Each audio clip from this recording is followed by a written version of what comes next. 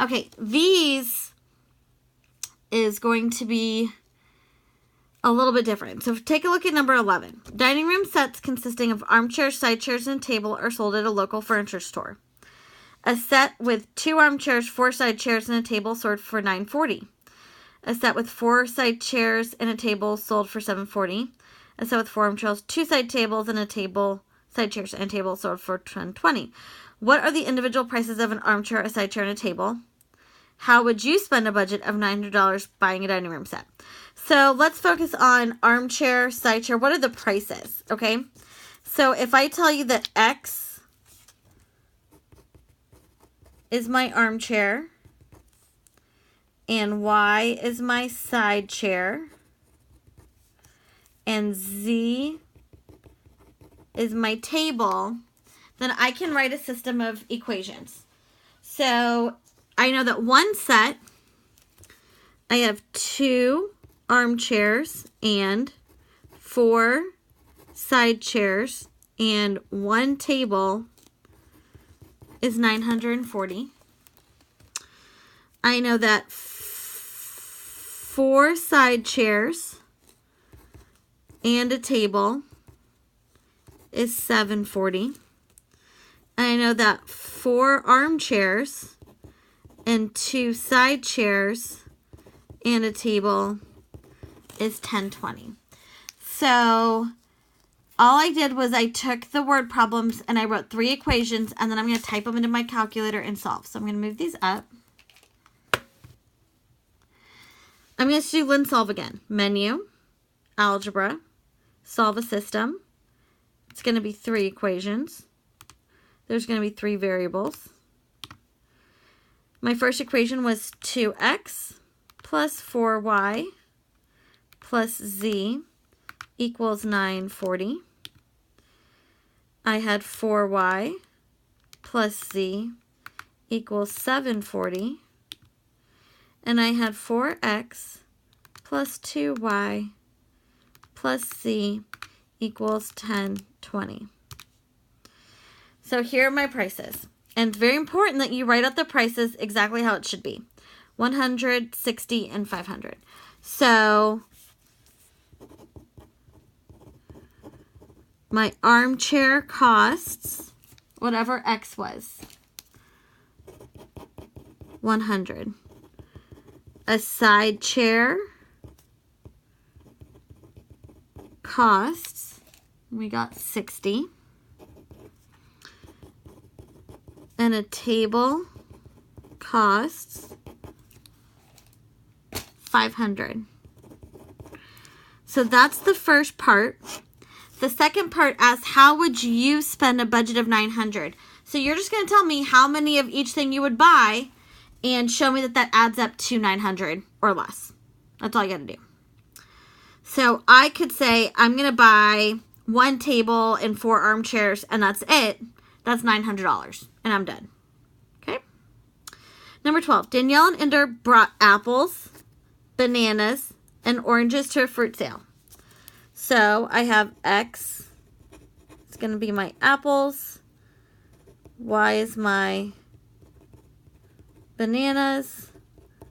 Z is my oranges. The bananas were sold for 50 cents each, while the apples and oranges were sold for 75 cents each. They sold 50 pieces of fruit and earned $33.50 total. If Danielle and Ender sold twice as many bananas as oranges, how many apples did they sell? Okay, we still don't know how many of each they sold. So let's take a look. We know that they sold a total of 50 pieces of fruit. So my number of apples plus my number of bananas plus my number of oranges is 50. We also know that if I add up the prices for all of them, it's $33.50. So my apples and oranges were 75 cents each. So it is 0.75x plus my bananas were 50 cents. My oranges were 75 cents. And we know that that was $33.50. So I think those were the 2 easy equations to get for this problem. The last equation to get is they sold twice as many bananas as oranges. So which one is bigger, bananas or oranges? We talked about this in class when we did our examples. Look for what's the biggest thing. So we sold more bananas than oranges. So I'm going to leave my bananas by itself. And it said I sold twice as many as my oranges. So I'm going to do 2 times my number of oranges. So my number of bananas is 2 times the number of oranges. That's where that one comes from. I have 3 equations. 1, 2, 3. I can type them in and solve for apples, oranges, and bananas. So, in fact, I'm only caring about apples. I only need to find X today. So, I'm going to solve for all of them, but my answer, I'm only going to write down how many apples, because that's all they asked for. So, we're going to do menu, algebra, solve a system, 3 equations, x, y, z. And we had x plus y plus z equals 50. We had 0.75x plus 0.5y plus 0.75z equals 3350. And then the last equation we got was y equals 2z. I only care about my apples. My apples were x's. My x is 26. So they sold 26 apples. And that's all the work I have to see. The last one, a small business has 3 employees who decorate pastries. Carlotta earns $11 per hour and decorates 12 pastries each hour on average. James earns $10 an hour and decorates 11 pastries each hour on average. Melissa was recently employed and earns $8 an hour. She decorates 7 pastries each hour on average. In 1 week, the employees worked for a total 96 total hours. They decorated 1,016 pastries. And they earned a total of $960. So we've got our totals for each set of equations. So I have 96, 1,016, and 960. So I know my equations are all going to start like this. And I just have to figure out who's going to do what. So again, I like using X, Y, and Z. And we're just going to pick people to fulfill each one. Carlotta was first, so I'm going to call her X. James was second, I'm going to call him Y.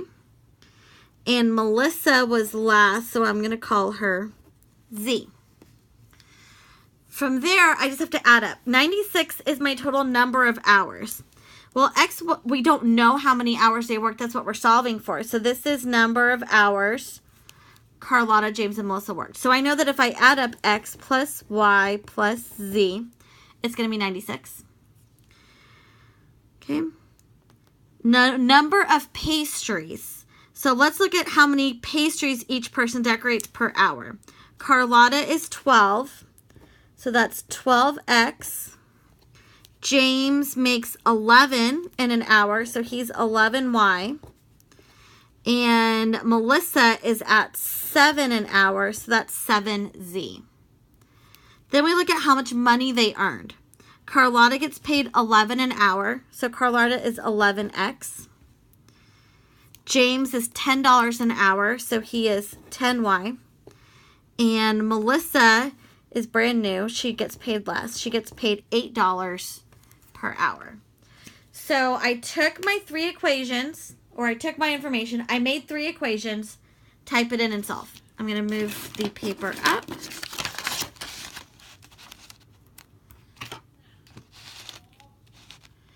Okay, menu, algebra, solve a system of 3 equations, type them in.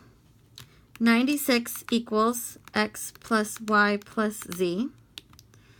1016 equals 12x plus 11y plus 7z. $960 is 11x plus 10y plus 8z. So we have Carlotta, James, and Melissa. We want to know how many hours did each employee work. So we had 40, 36, and 20. So Carlotta